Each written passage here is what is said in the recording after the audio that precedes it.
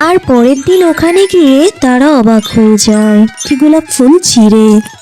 আর সাথে সাথে সেখানে শান্তিপুর নামে এক গ্রামে শেফালি তার মেয়ে টিনার সঙ্গে থাকতো। শেফালিদের এক টুকরো জমি ছিল যেখানে তারা নানান ধরনের ফুল গাছ রোপণ করত। ফুল চাষ করেই দুই মা মেয়ের জীবন খুব ভালোভাবেই চলতো। মা, ও মা, কোথায় গেলে তুমি? তাড়াতাড়ি একটিবার এদিকে এসো, তোমার জন্য একটি খবর আছে। কোথায় গেলে গো মা? কি হয়েছে কি? হ্যাঁ, এভাবে এত চিল্লাচ্ছিস কেন? সারাদিন তো এদিক ওদিক টোটো করে ঘুরে বেড়াস, আর এখন এসে চিল্লাচিল্লি শুরু করেছিস? কি রে, ডাকছিস কেন বল? আরে মা, এত রাগ করছো কেন? শোনো না কি বলি। আমি মিনাদের বাড়িতে গিয়েছিলাম, মিনার বোনের জন্মদিন, তাই তোমার কাছে ওরা অনেকগুলো ফুল চেয়েছে। বলেছে সকাল সকাল ফুলগুলো দিয়ে আসতে। ও, এই কথা! এইটা বলার জন্যই এত চিল্লাচিল্লি? তুই আর মানুষ হলি না রে, গায়ে যা বড় হয়েছিস, মাথায় তো একটু বুদ্ধিও হয়নি। কবে তোর মাথায় বুদ্ধি হবে বলতো? আর কবেই বা বড় হবি তুই? আরে ধুর মা, তুমি যে কি বলো না। দেখো আমি কত বড় হয়েছি, তোমার কোমরের উপর। হয়েছে, থাক, এত দুষ্টামি করতে হবে না আর। চল তো আমার সঙ্গে বাগানে চল, ফুল তুলতে হবে। সেগুলো নিয়ে তো আবার বাজারেও যেতে হবে। আচ্ছা ঠিক আছে, দাঁড়াও তুমি, আমি বরং ঝুড়ি নিয়ে আসছি। এই বলে জয়া ঝুড়ি আনতে যায়। আর কিছুক্ষণ পর সে ঝুড়ি নিয়ে আসে আর তার মায়ের সঙ্গে বাগানে ফুল তুলতে যায়। বাহ মা, দেখো কি সুন্দর ফুল ফুটে আছে। ফুলের বাগানে যেন এক অদ্ভুত মায়া কাজ করে।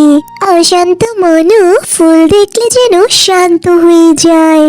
আহ, চারিদিকে কি সুন্দর ফুলের সুগন্ধ।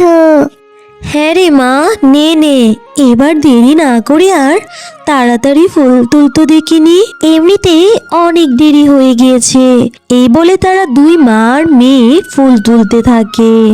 এভাবেই দুই মা মেয়ের দিন খুব ভালোই কাটছিল।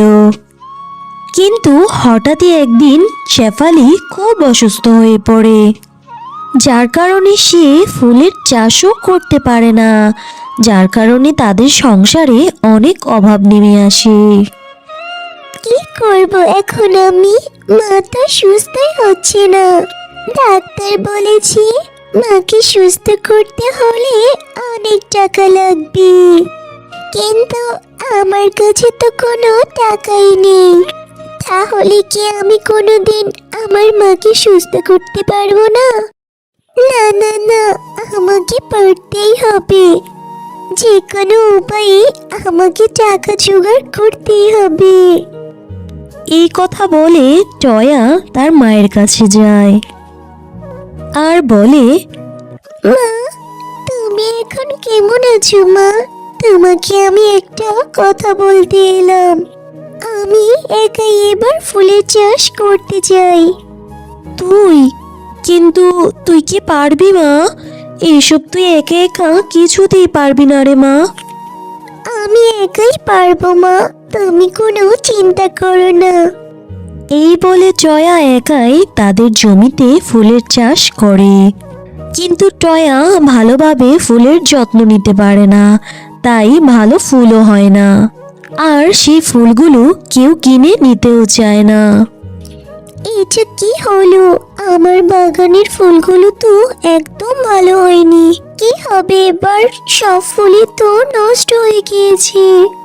এই বলে জয়া হাঁটতে হাঁটতে একটি রাস্তার কাছে চলে আসে আর একটা গাছের নিচে মন খারাপ করে বসে থাকে। আমি কি করব? আর আমার মাকে আমি কিভাবে বাঁচাবো? আমার মাকে কি আমি বাঁচাতে পারবো না? হে সৃষ্টিকর্তা, তুমি আমাকে পথ বলে দাও। এসব বলে জয়া সেখানে বসে কাঁদতে থাকে। আর তখনই সেখানে এক পরী আসে।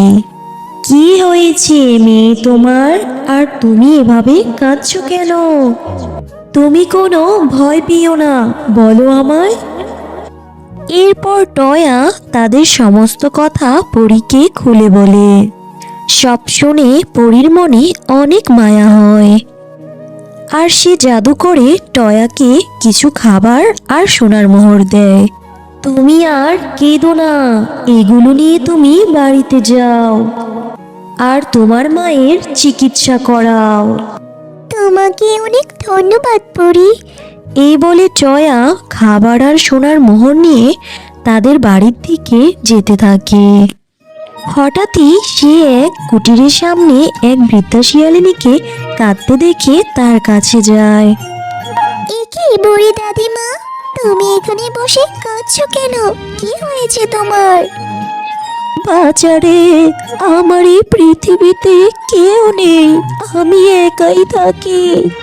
আর ঘরে কোনো খাবারও নেই। কিছুদিন ধরে আমি কিছুই খেতে পারছি না, তাই অনেক অসুস্থ হয়ে পড়েছি। দাঁড়ানোর শক্তি পাচ্ছি না রে দিদি ভাই। আহারে দাদিমার কত কষ্ট। আমি বরং আমার এই খাবারের মোহর দাদিমাকে দিয়ে দিই। আমি তো আবার ফুল চাষ করতে পারবো, কিন্তু দাদিমা তো পারবে না। আমি আমার মোহর আর খাবারগুলো দাদিমাকে দিয়ে দিই। দাদিমা, ও দাদিমা, তুমি এই খাবারগুলো খাও। এই কথা বলে জয়া পরীর দেওয়া খাবার আর সোনার মোহরগুলো বৃদ্ধা শিয়ালিনীকে দিয়ে দেয়। আর সেখান থেকে তার বাড়ি ফিরে যায়। বাড়ি গিয়ে জয়া দেখতে পায় তার মা আরো অসুস্থ হয়ে পড়েছে। এরপর আরো কয়েকদিন কেটে যায়। একদিন জয়া তার বাড়ির সামনে মন খারাপ করে বসেছিল। তখনই সেখানে আবারও সেই পরী আসে।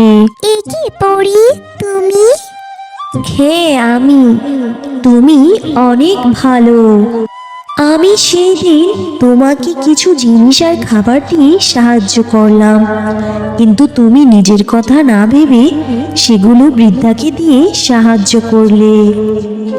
চলো, আমাকে তোমার মায়ের কাছে নিয়ে চলো। এরপর টয়া পরীকে নিয়ে তার মায়ের কাছে যায়। আর পরী জাদু করে তার মাকে সুস্থ করে দেয়। তোমাকে অনেক ধন্যবাদ পরি, তুমি আমার মাকে সুস্থ করে দিলে। তুমি অনেক ভালো। তুমিও অনেক ভালো। আমি তোমাকে আরো সাহায্য করতে চাই, তবে এবার টাকা পয়সা দিয়ে নয়। আমি তোমাকে একটা বীজ দিচ্ছি, তুমি এটা তোমার বাড়ির উঠোনে রোপণ করবে। এটাই তোমাদের বিপদে সাহায্য করবে। এই বলে পরী জাদু করে একটা বীজ দেয় আর সেখান থেকে চলে যায়। এরপর টয়া পরীর কথা মতো বীজটা তাদের উঠোনে রোপণ করে।